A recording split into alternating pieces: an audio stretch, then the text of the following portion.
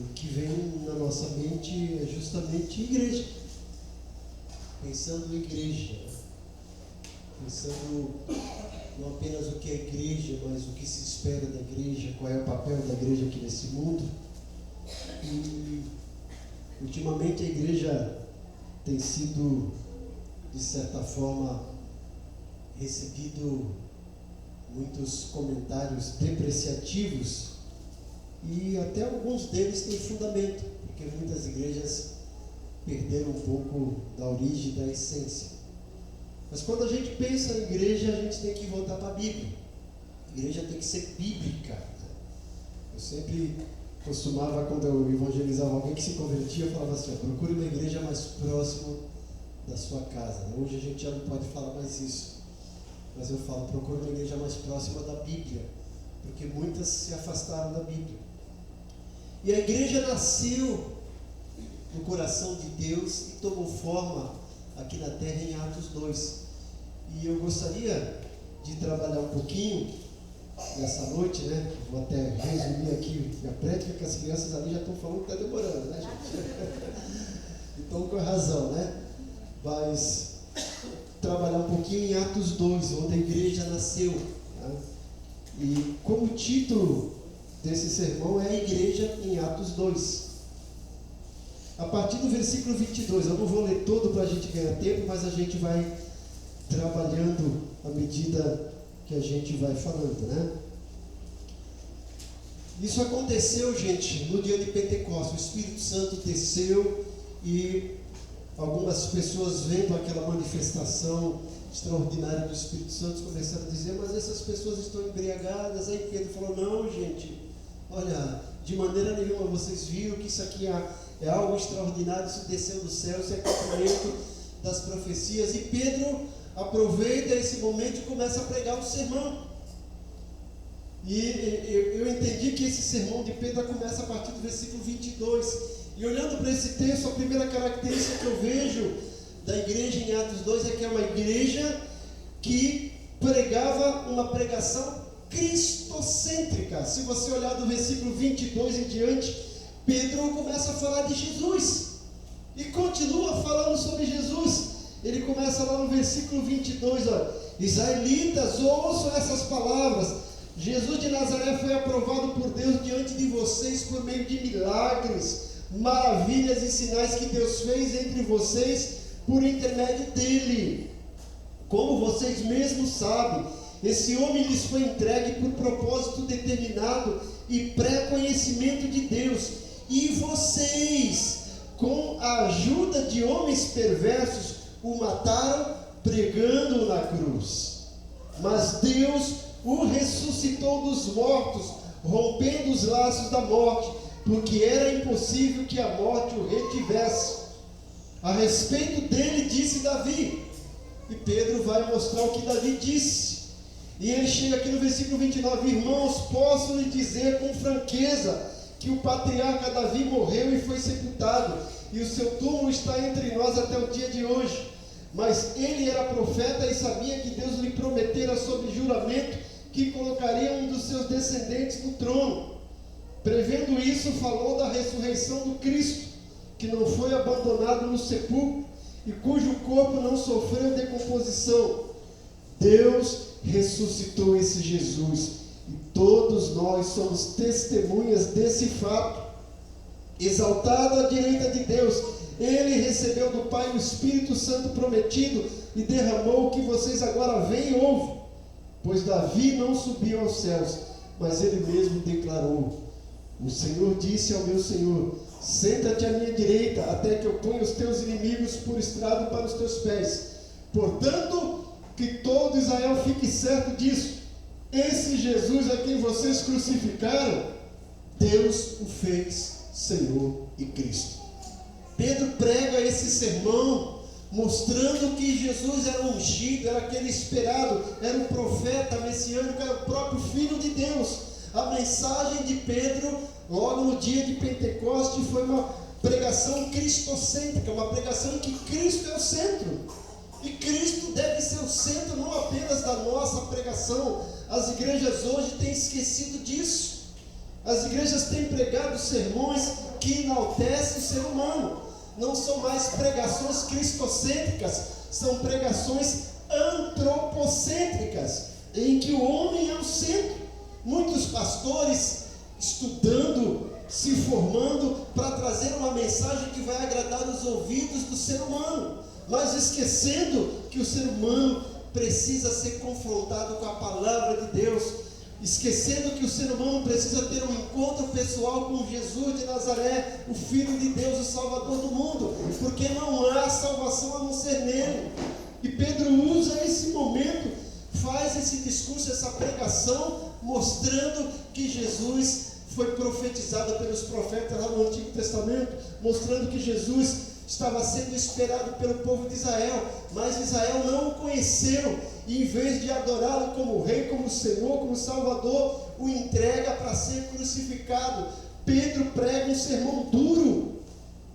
Hoje, se o pastor pregar um sermão duro, a igreja demite ele, ou os membros saem da igreja, porque já não querem mais ouvir uma mensagem confrontadora, já não querem mais ouvir uma mensagem que vem dos céus, mas quer ouvir uma mensagem que agrade os seus corações, uma mensagem que venha mexer com os seus sentimentos. As pessoas querem sair da igreja consoladas, confortadas, mas não querem sair confrontadas. Pedro fez um sermão que aquelas pessoas foram confrontadas com a verdade.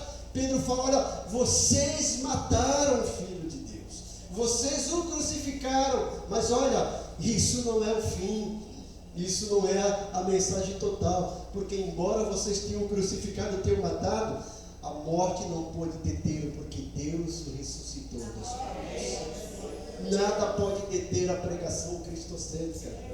E a igreja, por maior que seja, por menor que seja, por mais influente que seja, por menos influente que seja, não pode abandonar em hipótese alguma uma pregação cristocêntrica. Cristo tem que ser o centro da nossa mensagem, e não apenas da nossa mensagem. Cristo tem que ser o centro das nossas vidas. Cristo tem que ser o centro da igreja.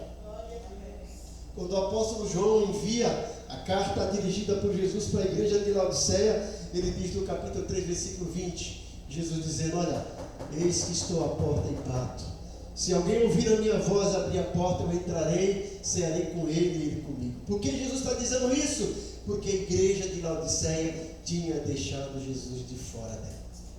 Jesus já não era mais o centro, não era nem a beirada, não era a extremidade. Jesus estava fora daquela igreja, e aquela igreja teve que receber dura repreensão. Oxalá nós não sejamos alvos nem objeto de receber essa dura repreensão do Senhor, porque o nosso compromisso é pregar a palavra de Deus, uma palavra, uma pregação cristocêntrica, que Jesus é o centro. Sem Ele não somos nada. Ele é o cabeça da igreja, e sem o cabeça da igreja, a igreja não existe. Nós somos o corpo, Ele é o cabeça. Pedro prega essa mensagem cristocêntrica. Essa é a primeira característica, a primeira virtude de uma igreja em Atos 2. A segunda característica da igreja em Atos 2 é que é uma igreja que gera convertidos e não convencidos. Essa igreja gerou pessoas que realmente se converteram e não se convenceram.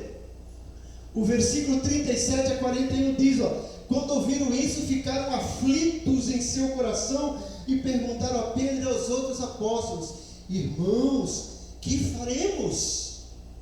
Pedro respondeu: arrependam-se e cada um de vocês seja batizado em nome de Jesus Cristo para perdão dos seus pecados, e receberão o dom do Espírito Santo, pois a promessa é para vocês, para os seus filhos e para todos os que estão longe, para todos quanto o Senhor nosso Deus chamar. Com muitas outras palavras os advertia e insistia com eles. Olha o que Pedro insistia: salvem-se, salvem-se dessa geração corrompida. Os que aceitaram a mensagem foram batizados, e naquele dia houve um acréscimo de cerca de 3.000 pessoas. Pedro não alisou, gente. Pedro não massageou o coração daquelas pessoas quando eles ficaram constrangidos. A Bíblia diz aqui que o coração deles ardia quando ouviram aquela mensagem a respeito de Jesus. a despeito de ser uma mensagem dura, eles não ficaram melindrados. Hoje, quando o pastor prega uma mensagem dura, os crentes ficam melindrados. Hoje nós estamos cheios de crente dodói, cheios de crente band-aid. Se pregar uma mensagem dura, eles querem ir embora, mudam de igreja, não querem mais ficar lá. Esse pastor pega pesado, eu vim aqui para receber um conforto, estou saindo daqui todo detonado.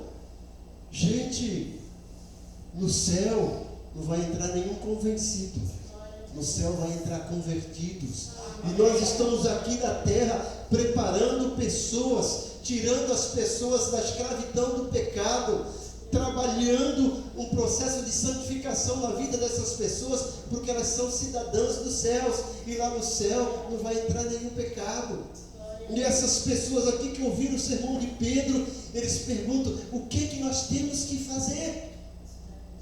O que nós precisamos fazer? Nós entendemos que estamos errados, nós entendemos que somos pecadores, o que se espera de nós? Hoje as pessoas na igreja não querem mais ouvir isso, já não querem mais perguntar isso, já não querem falar assim: olha, o que eu preciso fazer? Eles querem que Deus faça tudo por eles, eles querem que o pastor faça tudo por eles, eles querem que a igreja faça tudo por eles, mas não querem fazer nada. Estamos vivendo uma crise temerária de convertidos, de evangélicos verdadeiros e de vocacionados para o ministério.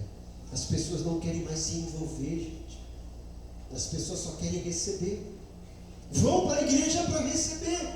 As igrejas hoje que têm o maior público flutuante, eu digo flutuante porque não são firmes, são essas igrejas que oferecem milagres, que oferecem curas, que oferecem prosperidade, porque as pessoas querem isso. Agora esquece, gente, que milagres e curas e prosperidades são coisas terrenas.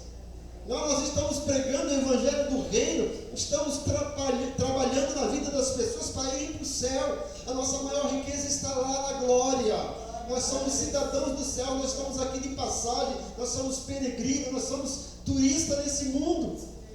Nós precisamos consertar a nossa vida, precisamos realmente nos converter, porque lá no céu, gente, não vai ter jeitinho não.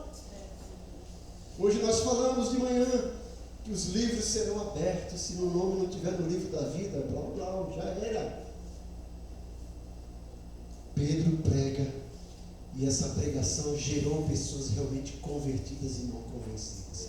As pessoas querem ouvir sermão e que são convencidos que são santinhos e que são, olha, vencedores, porque os cânticos hoje, já viu algum cântico falar de pecado? Não, olha, você é vencedor, você é campeão, a sua vitória vai ter sabor de mel, olha, Deus vai te usar, você é a bênção, você vai assumir a ponta e não a cauda, você está por cabeça e não por cauda. Mas quando fala de pecado, opa, isso não é para mim, as pessoas não querem mais isso.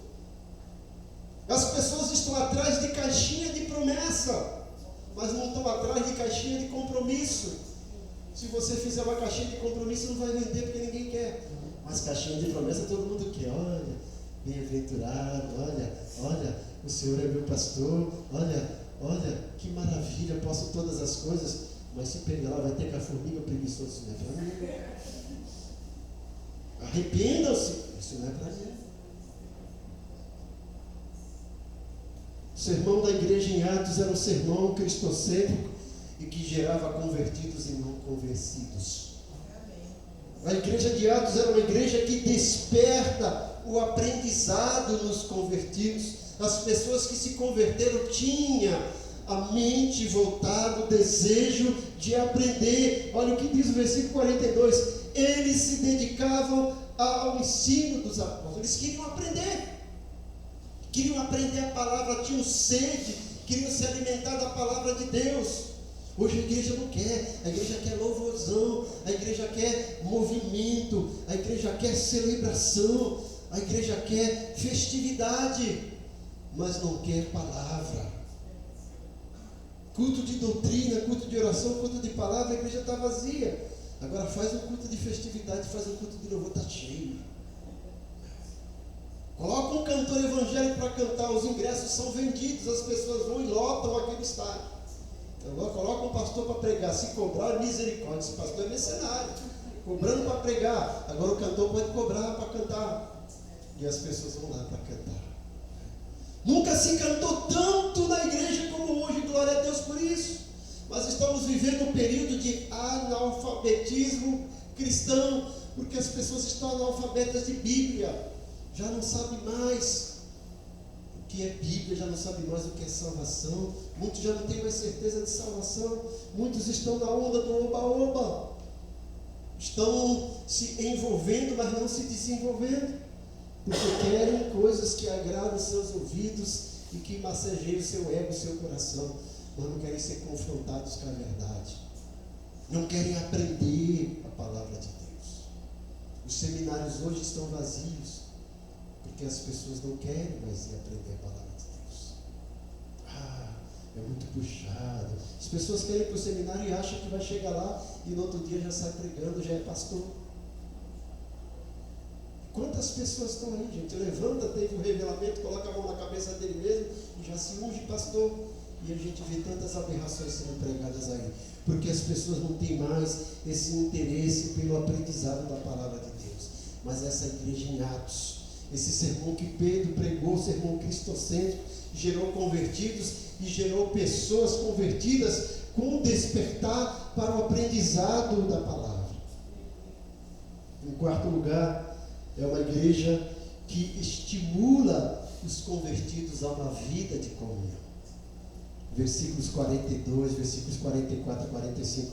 Versículo 42, se dedicar ao ensino dos apóstolos e à comunhão. Versículos 44 e 45, os que criam mantinham-se unidos e tinham tudo em comum, vendendo suas propriedades e bens, distribuíam a cada um conforme a sua necessidade.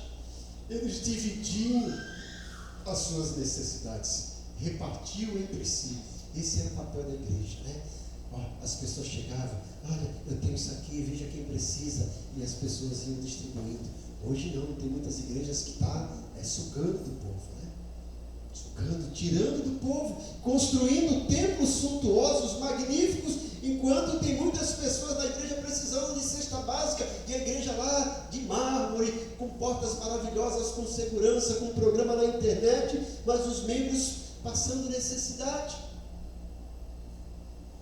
E aqui não, é uma igreja que tinha esse programa de assistência social, um programa de comunhão. Eles entendiam que tudo era em comum, que tudo que eles tinham não era simplesmente deles, era Deus que tinha dado para suprir a necessidade dos outros. Eu louvo a Deus porque na história dessa igreja, né, e até hoje, ainda tem pessoas que investem em vida de pessoas. Que quando alguém está em necessidade, essas pessoas se levantam e suprem as necessidades. Nessa história da igreja aqui, como eu falei ontem, nós já pagamos cirurgia, nós já pagamos exame, nós já pagamos consultas, já fizemos tanta coisa por vidas. E às vezes camuflado sem ninguém saber, tem pessoas aqui na igreja sendo assistidas, sendo abençoadas financeiramente e outras necessidades, porque entende que o convertido tem esse estímulo para viver em comunhão, para socorrer aquele necessitado. Em quinto lugar, era uma igreja que estimulava os convertidos a uma vida de oração. O versículo 42 ainda diz, eles se dedicavam ao ensino dos apóstolos, à comunhão e às orações. Igreja que ora, melhora. Igreja que não ora, piora. A igreja orava, fazia parte da igreja a oração, ele se dedicava à oração. Nós temos aqui culto de oração, né? Infelizmente nem todos vêm, a gente sabe a dificuldade de todos. Nós começamos o ano orando, esse ano foi maravilhoso, eu fiquei surpreso quantas pessoas vieram naqueles 12 dias de oração. E a gente faz, às vezes, aqui movimento de oração, e a gente precisa. Oração é o combustível do cristão, é o combustível da igreja. Em último lugar, era uma igreja que se envolve e se desenvolve em crescimento. Se envolve e se desenvolve. O versículo 47 é maravilhoso. Diz o seguinte: louvando a Deus e tendo a simpatia de todo o povo. e o Senhor lhes acrescentava diariamente os que iam sendo salvos. Olha, gente, era uma igreja simpática, as pessoas tinham amor pela igreja, não era uma igreja chata, não era uma igreja que incomodava os vizinhos, não era uma igreja que importunava a comunidade, era uma igreja simpática, a comunidade tinha alegria por aquela igreja. A igreja caía na simpatia do povo, e o Senhor, por causa disso, ia acrescentando cada vez os que iam sendo salvos, a igreja ia crescendo. Quando a gente vê o livro de Atos, a igreja está sempre num crescimento. Em Atos 2 são 3.000, em Atos 4 já chega a 5.000, em Atos 6 já é uma multidão, e continua crescendo. E sabe por que às vezes a igreja não cresce? De quem é a culpa? Isso, olhe para si mesmo, é minha, diga, a culpa é minha. Sabe por quê, gente? Aqui em Atos as pessoas eram apaixonadas por Jesus, elas saíam falando de Jesus, o Cristo.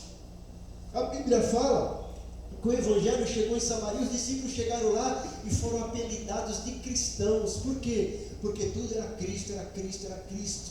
E a igreja ia crescendo, porque eles falavam de Jesus. A alegria de ter Jesus no coração era tão grande, porque eles falavam de Jesus. A gente fica aí pedindo criança para a igreja. Sabe por que as crianças não vêm? Porque a gente não vai falar de Jesus para as crianças. A gente não traz os nossos filhos, a gente não traz os nossos netos, a gente não fala de Jesus para as crianças do vizinho. A gente vai, a igreja não tem mais visitantes porque a gente não convida, porque a gente não traz. Mas quando nós deixarmos Jesus ser uma febre no bom sentido no nosso coração, na nossa mente, e a gente começar a mostrar Jesus com a nossa vida, as pessoas virão. A gente vai nem precisar convidar, elas vão falar assim: olha, que dia tem culto na sua igreja, me leve, eu quero ir lá. Porque o texto aqui fala que o Senhor ia acrescentando. Porque Jesus fazia parte da vida da comunidade da igreja. Tudo neles era Jesus, era Jesus. Esse é o retrato, gente. Eu corri, porque eu não queria estender o culto, né? Embora a gente pudesse ir até 8 horas, que a gente tinha 2 horas de culto, depois da pandemia a gente foi diminuindo, né? Mas eu quero que a gente entenda isso, que nesses 42 anos a gente não perca essa essência. Que a gente olha para a igreja de Atos e fala assim: a Ebenezer precisa ser uma igreja, e graças a Deus que a pregação é cristocêntrica. Que a gente olha para a Ebenezer e fala assim: a igreja que gera convertidos e não convertidos. Que a gente olhe para a Ebenezer e diga: é uma igreja que desperta o aprendizado nos convertidos. Que a gente olhe para a Ebenezer e diga: é uma igreja que estimula os convertidos à comunhão. Que a gente olhe para a Ebenezer nesses 42 anos e diga: é uma igreja que estimula os convertidos a uma vida de oração. Que a gente olhe para a Ebenezer e diga: nesses 42 anos, é uma igreja que se envolve e se desenvolve para o crescimento. E a gente pode dizer que, porque dele, por ele e por meio dele e para ele são todas as coisas. A ele a glória. A ele a glória. Pai querido, muito obrigado.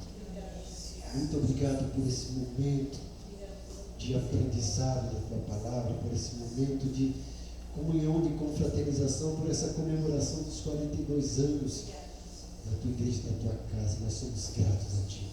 Se ela está aqui completando 42 anos, é por a tua misericórdia. Nós te agradecemos por isso, te louvamos pela vida de cada um desses membros para a glória do teu nome. Nós oramos em nome de Jesus. Amém.